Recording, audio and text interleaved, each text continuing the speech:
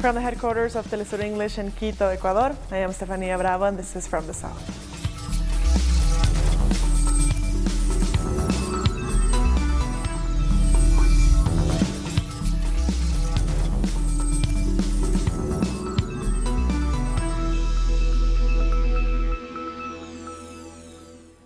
Today we begin in Argentina, where thousands of protesters are marching in Buenos Aires hours after the summit of the G20 leaders began. The demonstration was called by trade unions, feminists, environmentalists, and other groups to protest against the neoliberal policies of the G20 and the International Monetary Fund. It comes at the end of a week-long Alternative People's Summit, which says it also wants to put forward a positive agenda for change. Our correspondent Edgardo Esteban is with the protesters in Buenos Aires. The protest has begun here in the streets of Buenos Aires against the G20 Summit. Social movements, worker unions and political parties, but also delegations from around the world, are here to say no to this summit for the most powerful countries and also to condemn the International Monetary Fund.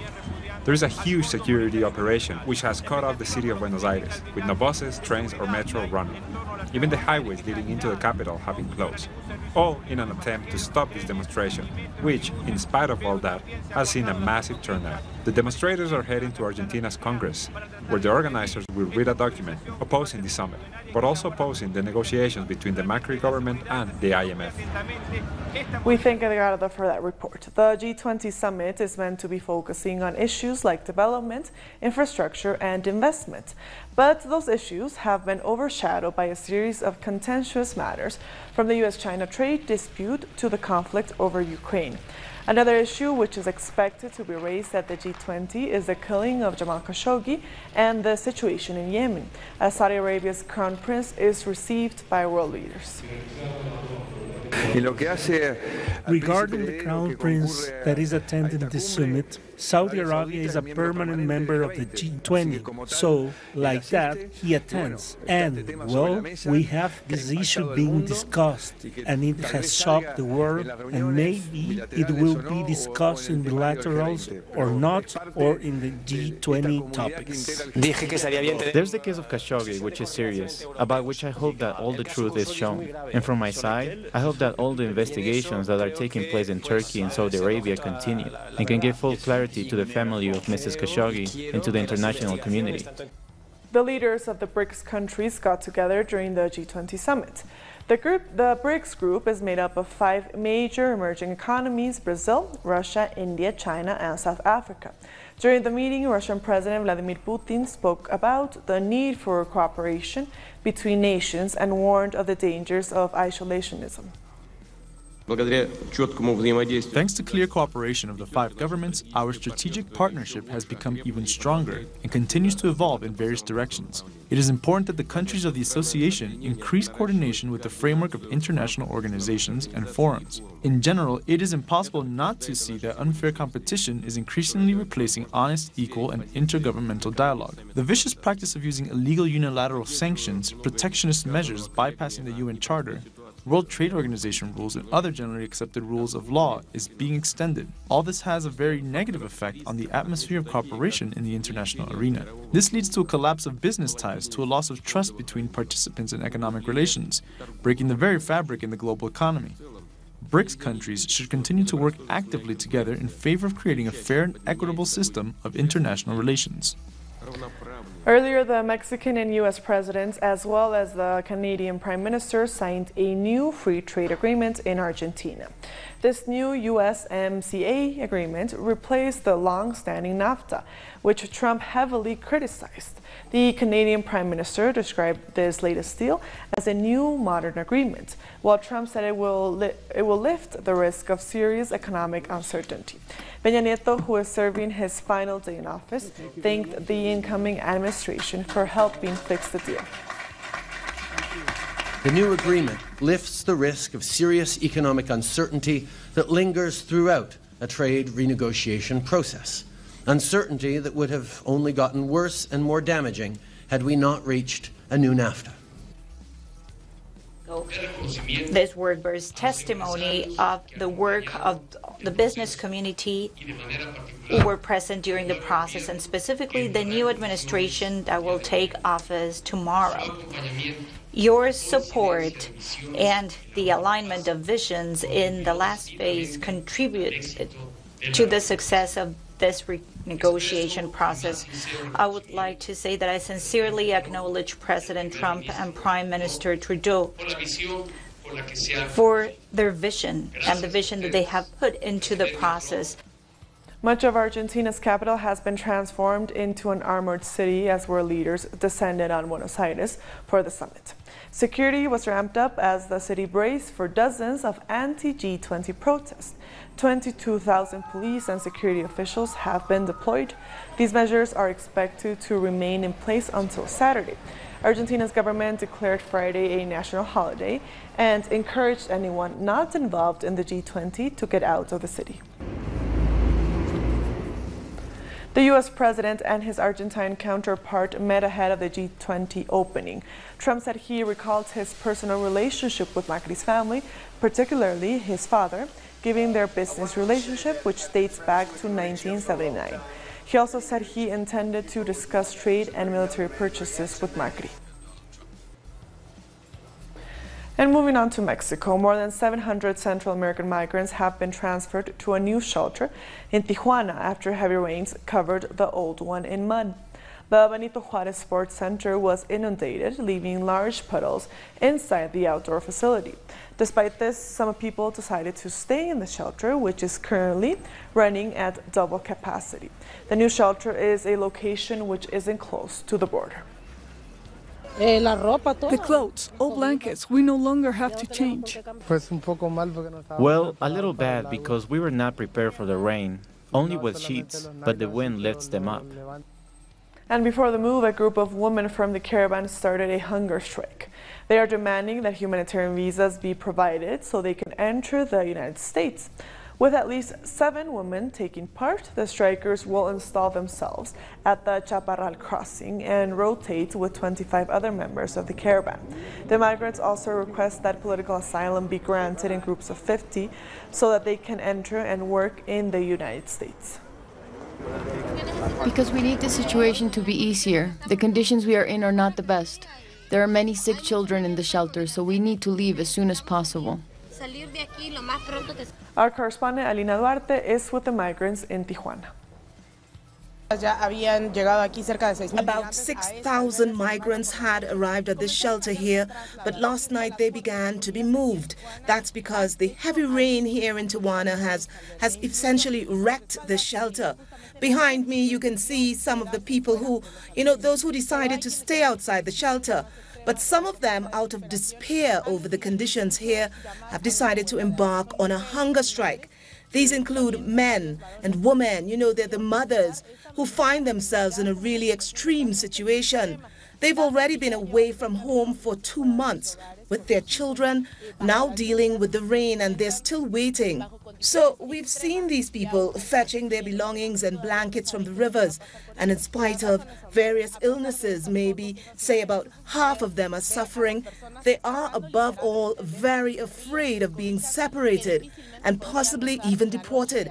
About 200 migrants have already been deported, but the Immigration Authority has promised to deport 500 after they tried to cross the border last Sunday. It's because of this fear and uncertainty that they don't want to be moved. Most persons who did move last night are those who are traveling on their own. You see, most of the families who have already traveled more than 4,000 kilometers have decided to stay here. In the middle of all this water and these deplorable conditions, they're also worried that the little aid they're receiving, the food, and the other basic necessities will no longer be brought here, and so they will have to move in order to receive these things. Tijuana is, of course, a border city with a lot of crime and inundated with violence. This area here in the north of the city is itself a dangerous neighborhood. But the place where the new shelter is, where some of them were taken last night, is even more violent, a neighborhood where nobody goes out after dark. So that is a very difficult situation which these 6,000 migrants are now facing here in Tijuana. We thank Alina for that report, and the Mexican President-elect Andrés Manuel Lopez Obrador has proposed an investment of $20 billion into the migrant situation as part of the United States-Mexico-Canada agreement. We're investing more than $20 billion for the development of the North and the South, and in order for people to stay in their communities and places of origin, so that migration is optional, not mandatory. Opcional. And staying in Mexico, the forced disappearance of 43 students in Ayotzinapa became the biggest unresolved case of President Enrique Peña Nieto's administration. After 4 years, the investigations headed by the Attorney General could not respond to demands for truth and justice for the students' family members. In September 2014, outrage exploded across Mexico when news of the forced disappearance of 43 rural school students in Ayotzinapa surfaced.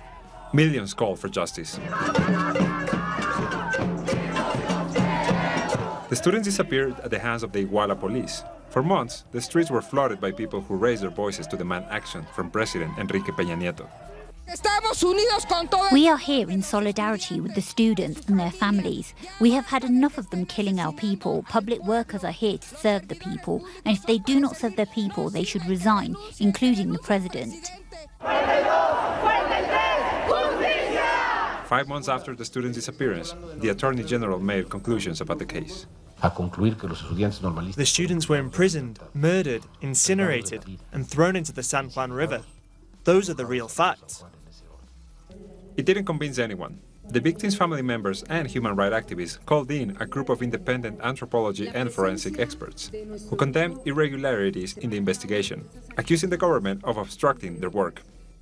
The GIEI has concluded that it has not seen a single piece of evidence to change its September 6th conclusion, which is that the 43 students were not incinerated in the Cocula garbage dump site. The attitude of collaboration changed, and the investigation was unnecessarily delayed or directly obstructed. President Enrique Peña Nieto failed to keep his promise to resolve the case. In one of his annual reports, he suggested the victims' families and all Mexicans overcome the pain. I am convinced that this moment, this tragic and painful chapter in the history of Mexico, can't be allowed to trap us. We need to overcome this. But justice for the people responsible for this atrocious act was never done. Family members of the students of Ayotzinapa have marched every month in the capital city, demanding that the government answer one simple question: where are our children? The Mexican government believed that we would buy their lies and stop demanding justice. But they are wrong, because they took our children away. We as mothers can't abandon them. We as mothers have to keep looking for them. More than 140 people have been detained for their alleged participation in the students' forced disappearance, but no charges have been brought. Some have even been released after being tortured by authorities. ¿Dónde están? ¿Dónde están? Nuestros hijos, ¿dónde están? The case of the 43 Ayotzinapa students is just one of the thousands waiting to be resolved. According to official figures, 37,000 people have disappeared, and there could be more, as only 2 out of every 10 missing people are reported to authorities. We'll be back very soon. Stay with us.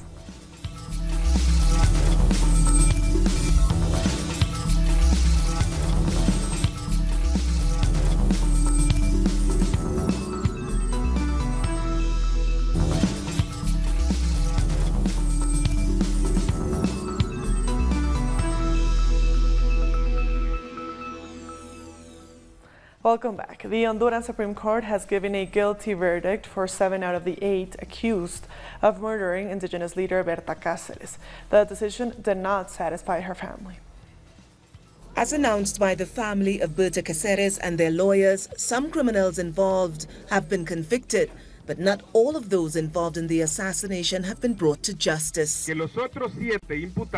The other 7 accused are also responsible. They are the authors of Berta Caceres' murder, just as the victims and private accusations claim. Following the guilty verdict, Caceres' family noted that the judicial process went on far too long, and that showed the justice system's bias, as the perpetrators are still not on trial. We feel powerless because they haven't started an investigation against them. They haven't even given an order to start any judicial process.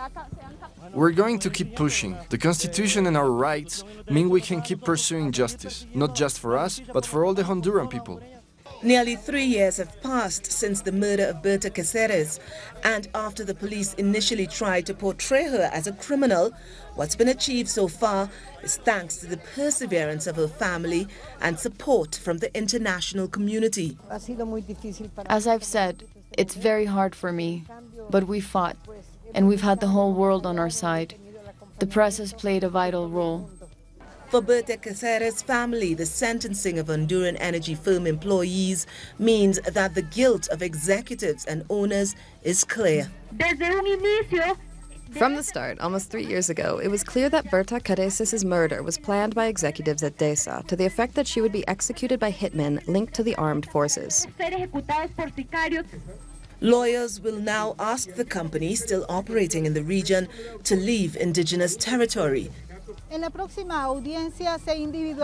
next hearing, individual sentences will be handed down for the 7 convicted. Meanwhile, Berta Caceres' family has vowed to keep pushing for justice to be served. Colombian Senator Gustavo Pedro has said that accusations against him were made only to distract some from the Odebrecht case involving the country's Attorney General, Nestor Martinez. Pedro was accused earlier this week of corruption during a congressional debate in which a video was presented showing him receiving 20 million pesos. The senator denied the accusation, saying the money he received was used as a loan for his political campaign. The Supreme Court will investigate the accusations. And still in Colombia, a social leader has been killed in the northern region of Catatumbo.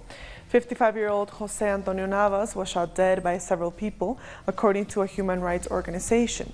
He was a director of a communal action board and member of an organization for the territorial defense of Catatumbo.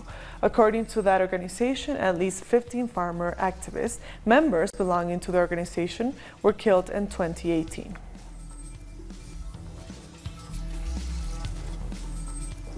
Moving on to Chile, a formal hearing is set for Friday against the officers accused in the case of murdered Mapuche Camilo Catrillanca.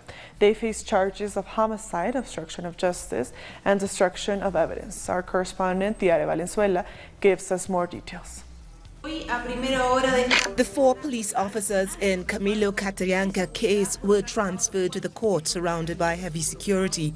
2 of them will be charged with his murder, 1 of them will be charged with destruction of evidence, and 4 others are being charged with obstruction of justice. The 2 police officers charged with the murder of Catrillanca will also be charged with attempted murder of a 15-year-old who was with Catrillanca at the time he was murdered.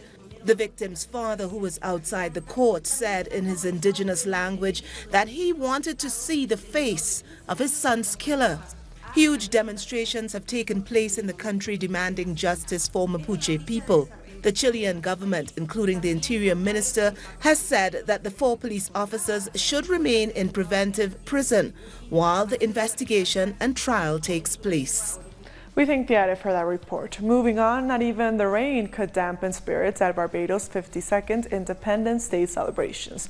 As is tradition, the military arm came out in full force to launch the proceedings. Kensington Oval was packed to capacity as people from all walks of life came out to join Prime Minister Motley's first Independence Day celebration. The island's Governor General Sandra Mason led the proceedings. This is the first time in the island's history that both of its most senior offices, Governor General and Prime Minister, are held by women at the same time. The March for a Modern Barbados started in the post-1930s, particularly after our unfortunate event that saw our people have to uprise in order to be able to secure their rights. We are conscious today, therefore, that as we celebrate independence, we do so not simply in recognition of the 30th of November 1966, but in recognition of decades of struggle by those who had faith in our country and who believed that the best could always be possible. We'll be back very soon. Stay with us.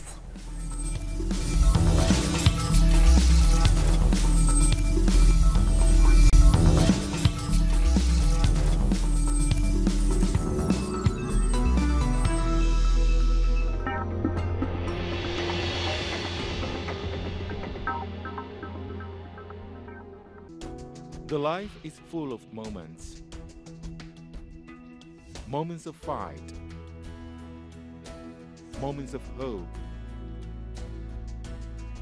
Moments that present. Moments that you can live in. Telesur documentaries. Sundays. Only on Telesur.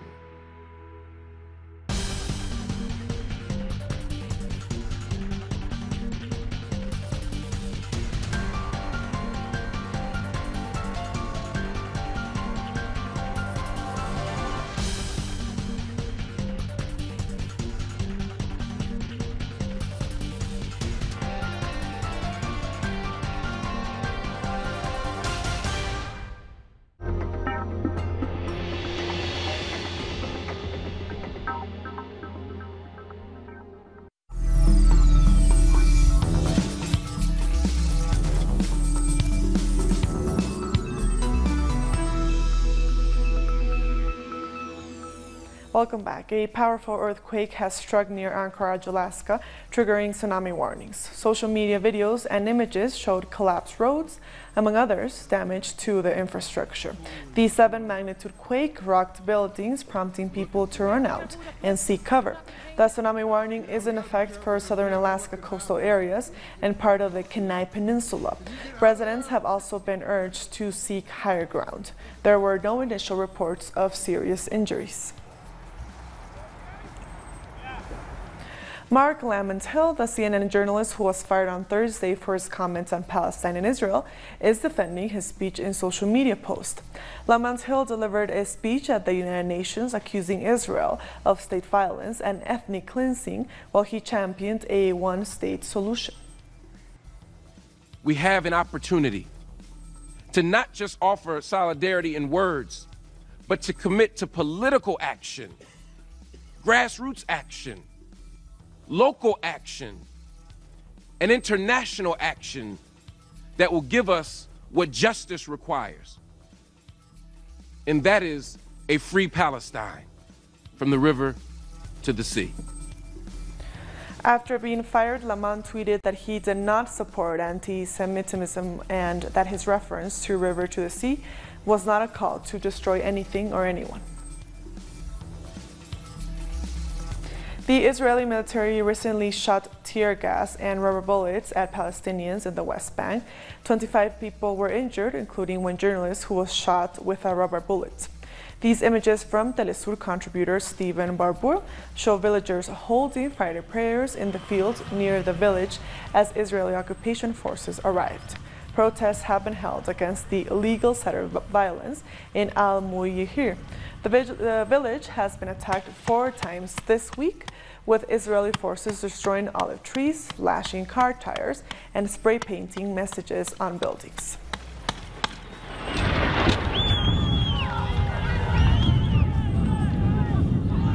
Our correspondent in the Middle East, Nayara Tardo, tells us more about the situation in Palestine. It was just recently that Palestine celebrated 30 years since its declaration of independence.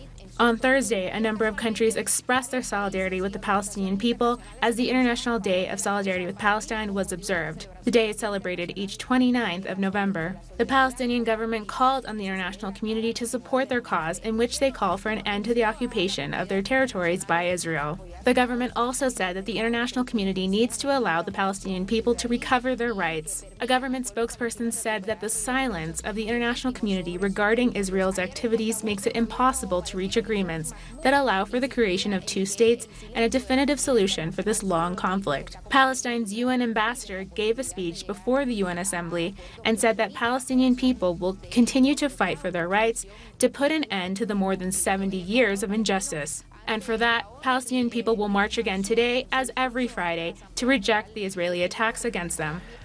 32 children were among roughly 100 Rohingya people detained at sea en route to Malaysia. All on board were forced to return to Myanmar. The 3 vessels carrying the fleeing Rohingya have since been seized and returned to Myanmar. This is the 3rd time that Rohingya from displacement camps have attempted to reach Malaysia by boat since the monsoon season ended in late October. Visiting a historic underwater city is now possible in France. A ruin of a 2,000-year-old Roman wharf is open to the public to visit only with a snorkel. The old pier of the port of the Roman city of Olbia is just a few centimeters underwater. This is the only underwater archaeological site in the country. And with that story, we've come to the end of this news brief. These and other stories, as always, find them on our website at telesurenglish.net. And also join us on social media, on Facebook, on Twitter, and on Instagram. For Telesur English, I am Stefania Bravo. Thank you for watching.